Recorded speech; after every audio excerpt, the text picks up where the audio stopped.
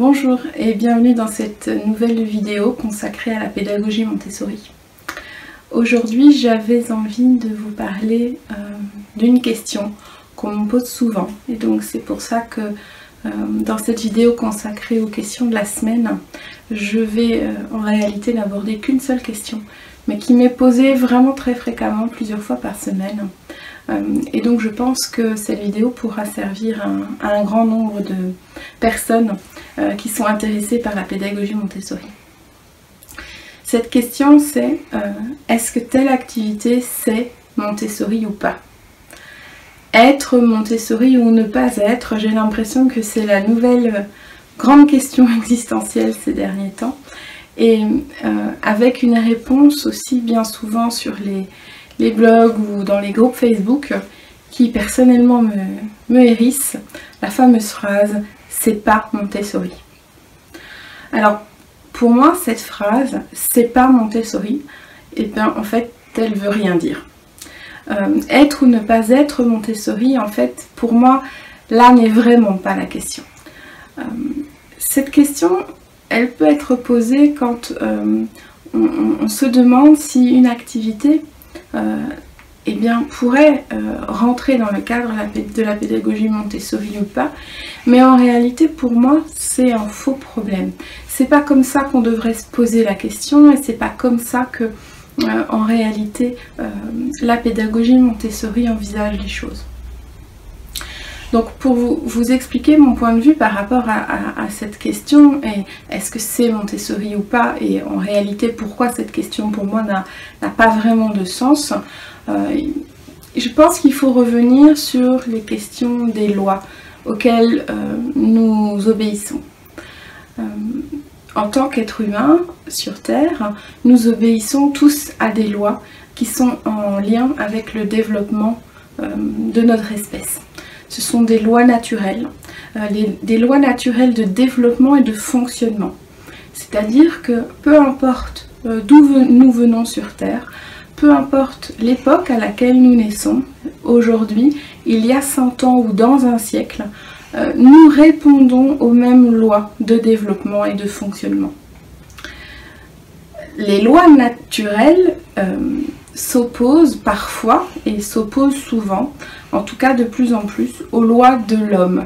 Les lois de l'homme, eh bien, ce sont des lois qui ont été édictées par des hommes et qui parfois sont bien loin des lois naturelles. Qui a décidé qu'un enfant devait absolument lire à 6 ans?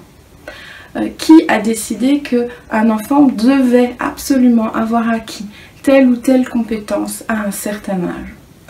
Alors bien évidemment, les compétences s'empilent quelque part les unes sur les autres et quand il y a des lacunes, eh bien, le reste a du mal à suivre, bien évidemment, mais lorsque on observe un enfant, et quand on en observe plusieurs, on se rend compte que, si je reprends l'exemple de la lecture, certains enfants seront prêts à lire à 3-4 ans, d'autres à 5-6 ans, et d'autres encore à 8, à 9 ou à 10 ans.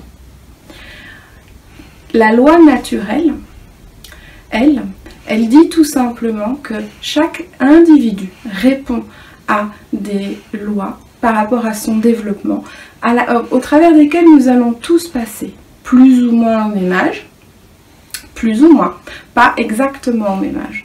Et ces lois naturelles, elles n'ont pas toujours à voir avec les lois que nous, en tant qu'êtres humains, nous mettons en place.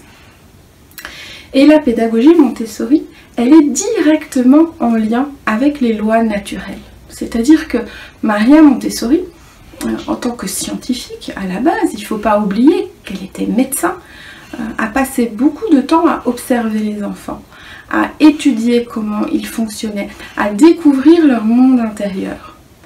Et c'est sur base de son observation qu'elle a créé des activités et du matériel.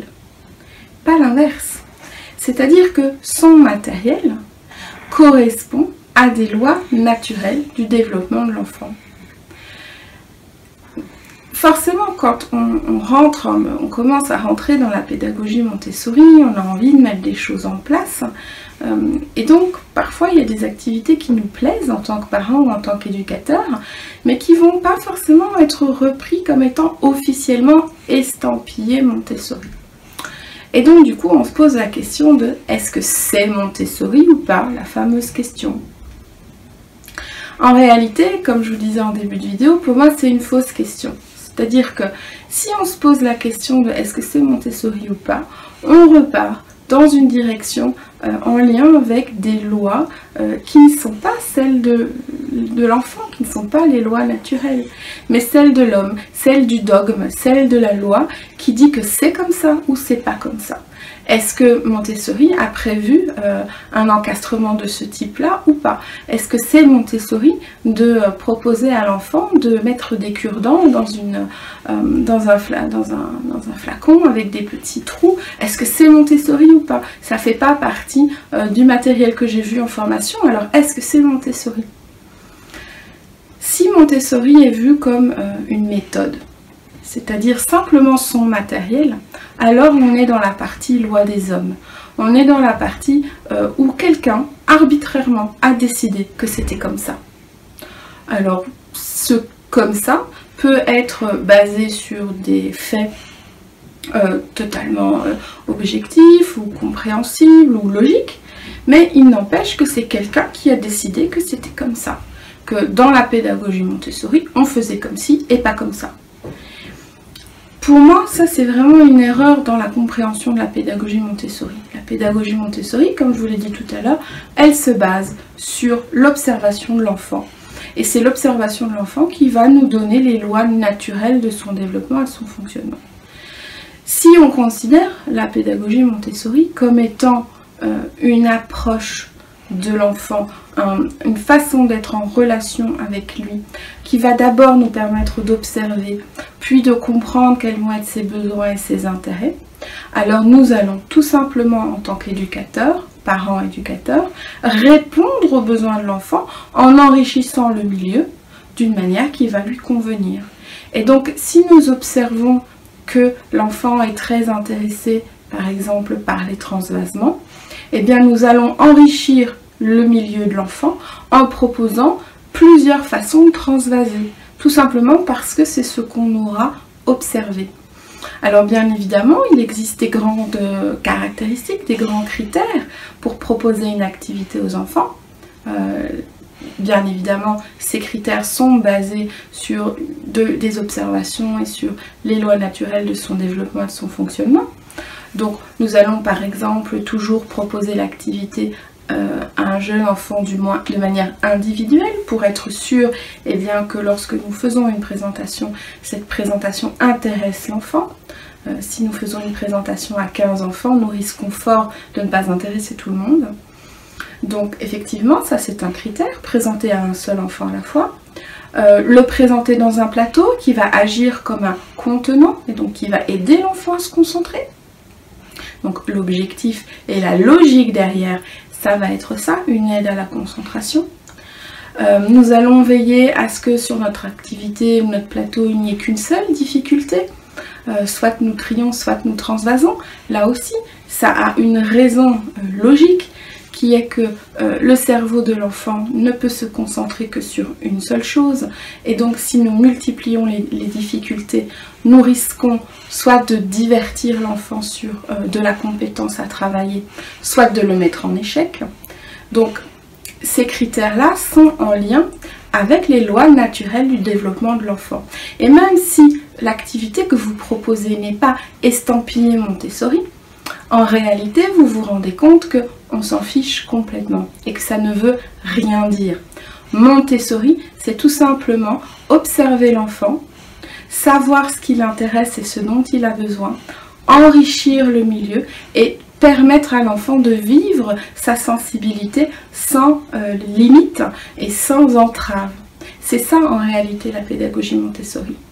Donc ça vous offre une infinie de possibilités et ça qui est très créatif et qui est très positif et qui est très plaisant dans une ambiance, c'est qu'il n'y a pas de limite à partir du moment où on va respecter des critères qui sont en lien, en toute logique, avec des lois naturelles du développement et du fonctionnement de l'enfant. Donc cette question, est-ce que c'est Montessori?